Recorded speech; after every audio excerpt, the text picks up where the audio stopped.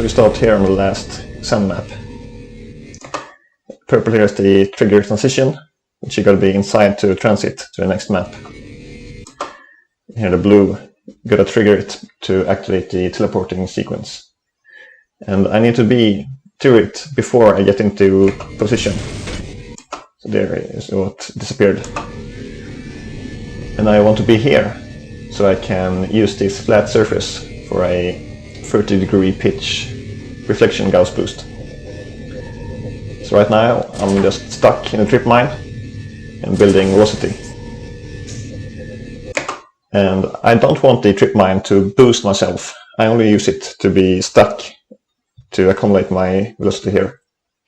And once I receive the damage from the reflection boost, I get vertical damage and also damage the trip mine to get me unstuck.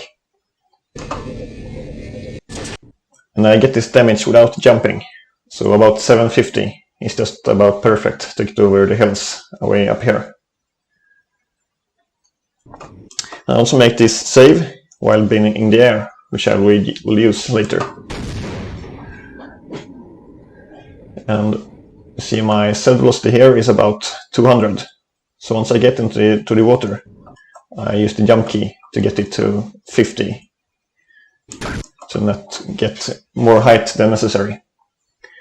And once I reach the other side, I use the assault rifle grenade against the wall to boost me downwards, about 900 negative. And once I get into correct height level, I get back into this thin stripe of water.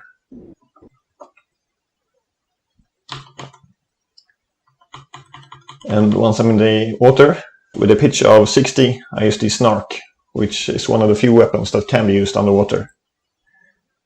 So I get stuck inside the snark, and I save.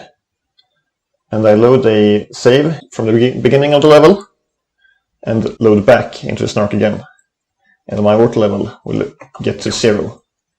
So right now I'm in the air again, and I will use the Gauss rifle to make quick Gauss boosts. So I charge, save load, and I will get the full boost of the Gauss with just one cell.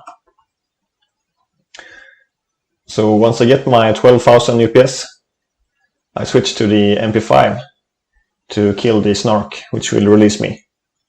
And once I get released, I will get back into the water, and then I use a 20 FPS frame.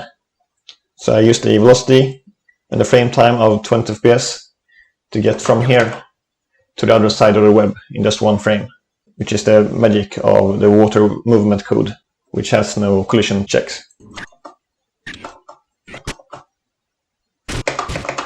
So here we go, on the other side of the webs.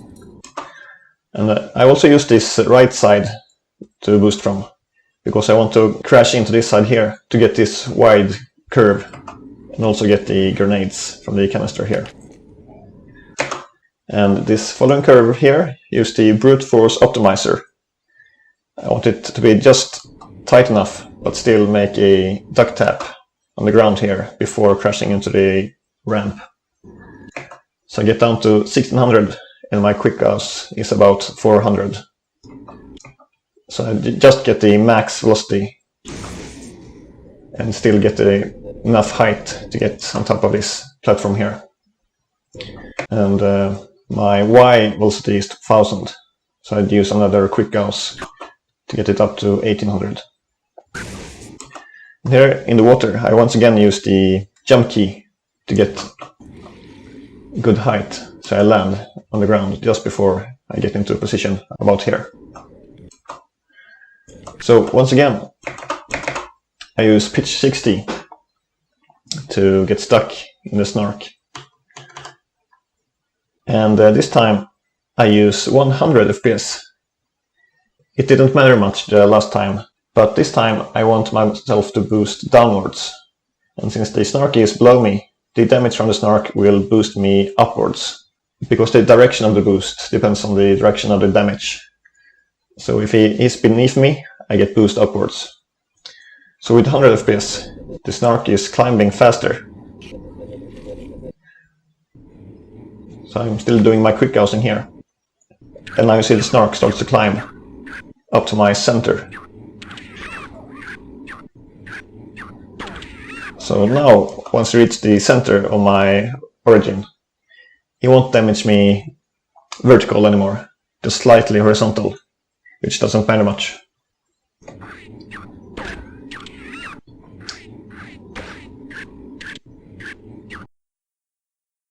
Here I use the assault rifle grenade, and since it's in water, it goes very low. And just when I reach my final velocity, I once again use the grenade, and 2 grenades will collide if they aimed perfectly. So once they explode, I get a nice boost downwards, and also the snark will die and let me go over the stuck state. So when I'm unstuck, I use 20 FPS again, and I have the perfect velocity to end up on the other side of the cave and the other side of the web. So I managed to get a slight boost of this ramp here, and this area is full of a trigger friction, I believe. Yeah. So here I can't strafe much, and once I get to the edge, I can start shooting at the floor. And from here, my angle is above 60.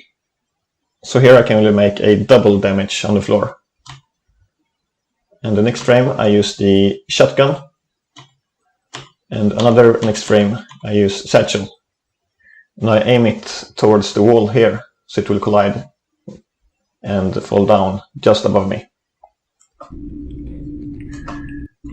And here I crash into the slightly curved wall to reduce my falling speed, and I reduce it just enough to have time for 2 ghost charges. And here my angle is above less than 60.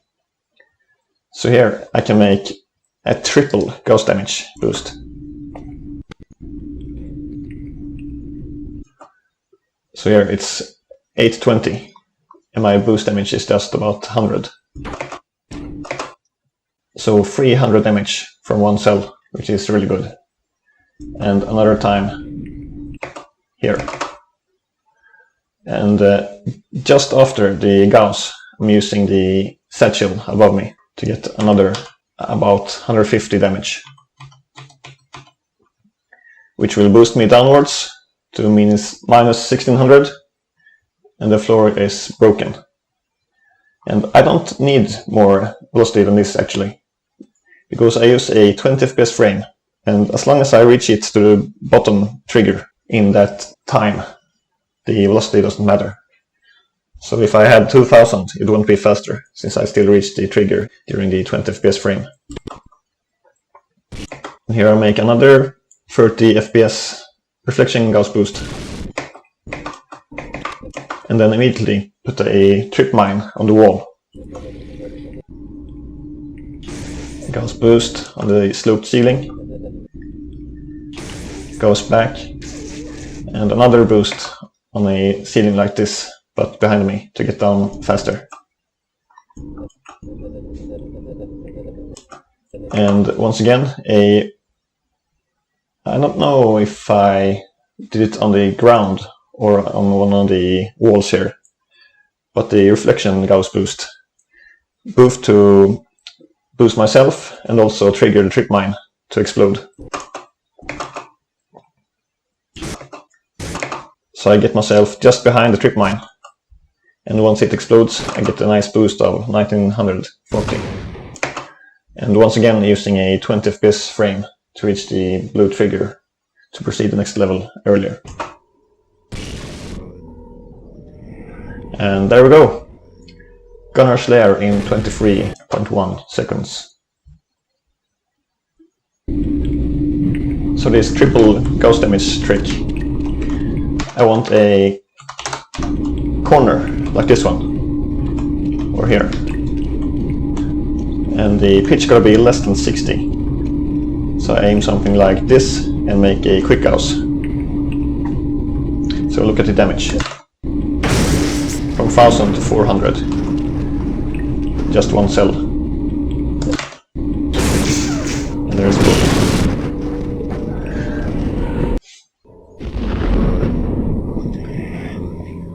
I'm not sure exactly how it works, because there is quite a few beam iterations that is possible. But it's very nice to get a triple damage. Here I can also read about the simple Gauss boost, quick Gauss, and importantly the reflection Gauss boost, which I use quite frequently.